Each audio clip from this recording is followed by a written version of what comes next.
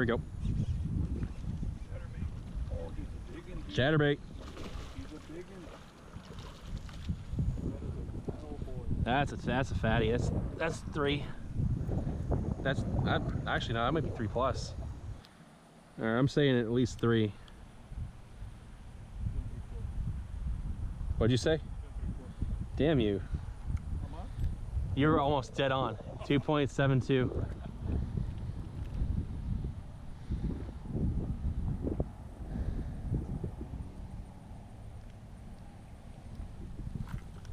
.72 pounds. So it did. Struck out at the ocean. It's okay. We'll come here and get them. What's going on, guys? Welcome back to another episode of Bash and Bass TV. I'm Justin. This is episode 7. There's not a whole lot of fish catching today. I have a few clips of me catching some fish. Today is more of a reel review update slash recanting. And I'll show you the clip of what I'm talking about with this Akataka reel. I gave a review recently, gave it a really good thumbs up, cast a mile, did all these great things, and then it broke.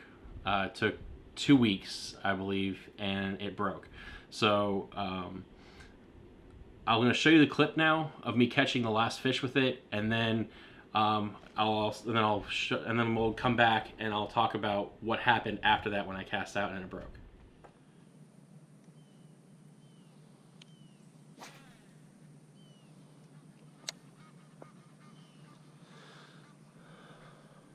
There we go.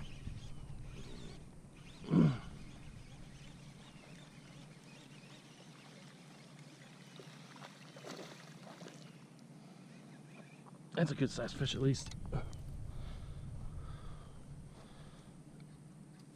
There we go.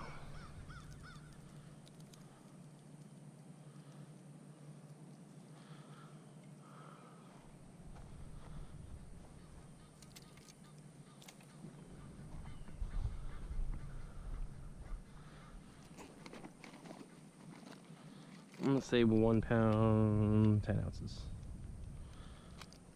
That's my guess. I could be wrong. 1 pound, 9 ounces. Dang. Close. Alright. 1 pound, 9 ounces. Not bad. Not a bad way to start the day.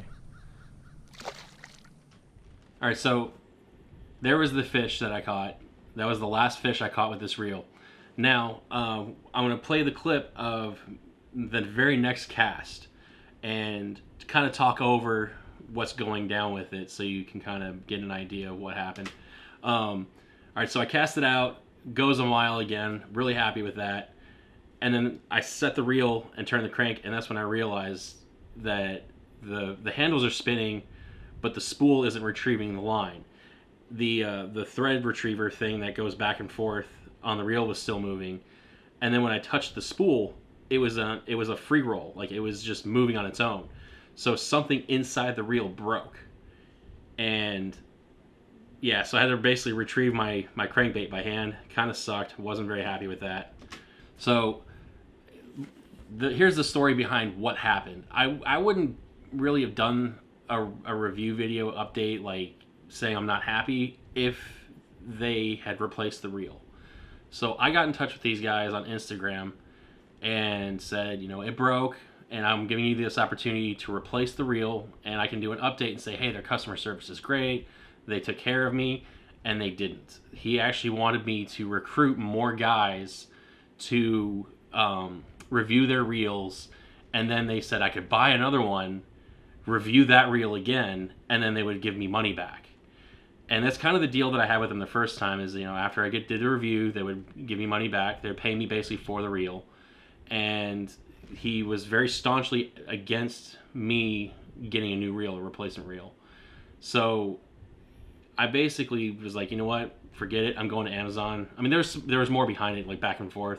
He agreed to it at one point, but after that, he had started talking bad about me to another YouTuber, a fellow friend of mine, a fellow fisherman. And I was just like, you know what, forget it. I don't really want to deal with your stuff anymore. I'm not going to, it's just too much drama, too much headache.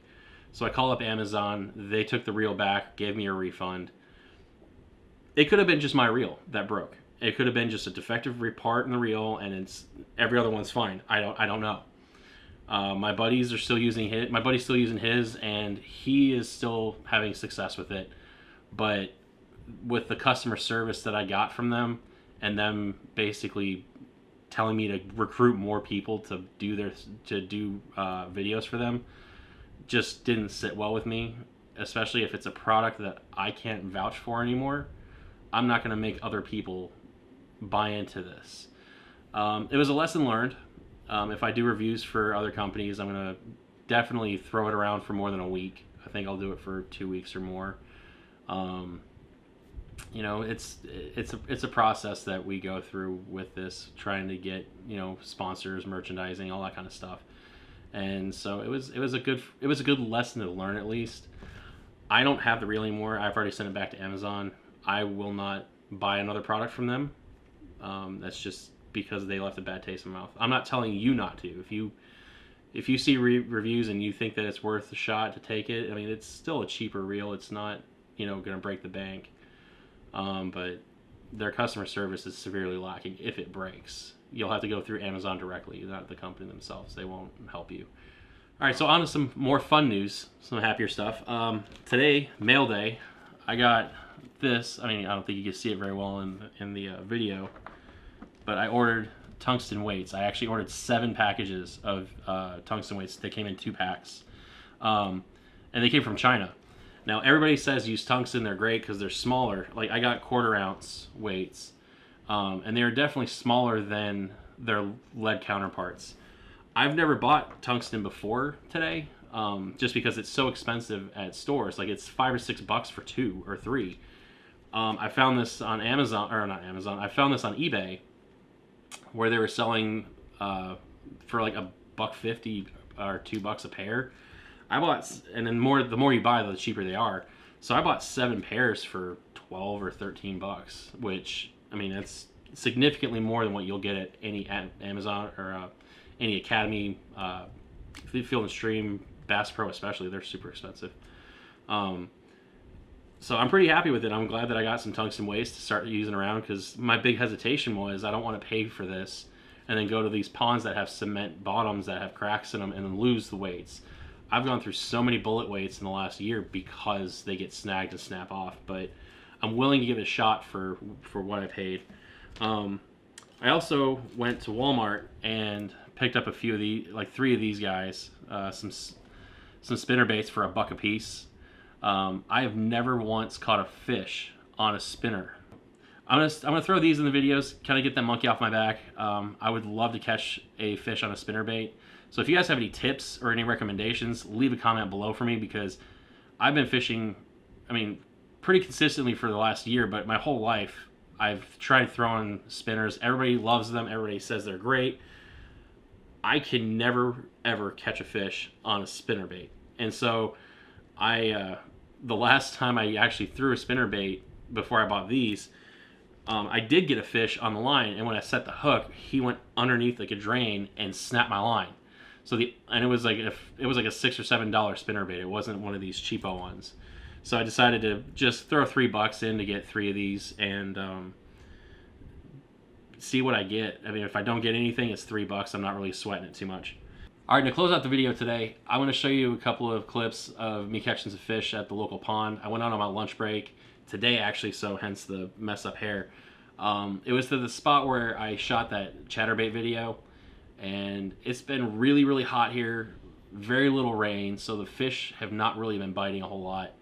And I decided to throw my Ned rig around and caught a couple of fish. Actually caught probably the best fish I've had in a few weeks. So I'm pretty happy with only catching 2, but they were quality. One was a bass, one was a really good sized bluegill that I mean, one of the bigger ones I've caught recently. So watch those, enjoy those, and yeah.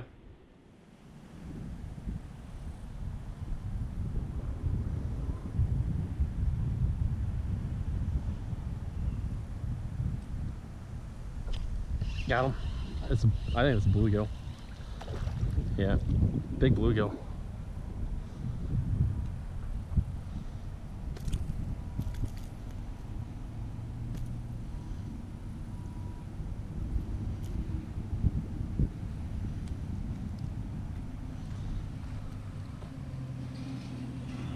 guy right here. He's pretty bluegill. Good size. That's a really good size. I'll let you go back in that, buddy.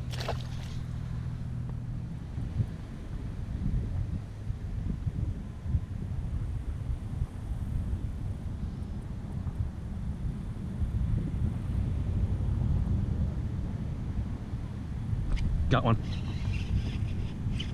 That's a decent one too. That's actually a really good one. Wow. Finally, a good fish.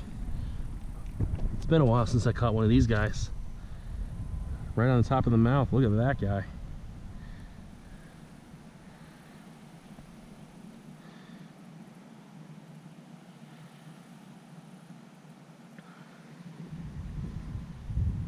Look at that football. Alright, got your pictures. Pop this little guy out. Look at that. That's a slump buster. That's a slump buster. Yes, sir.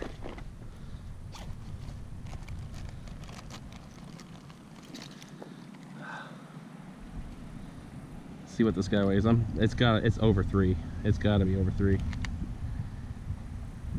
Right at 3. 3 pounds. Oop, don't get out of there. Alright, 3 pounds on the dot. Thank you, sir, for biting and making this day actually not so crappy for fishing.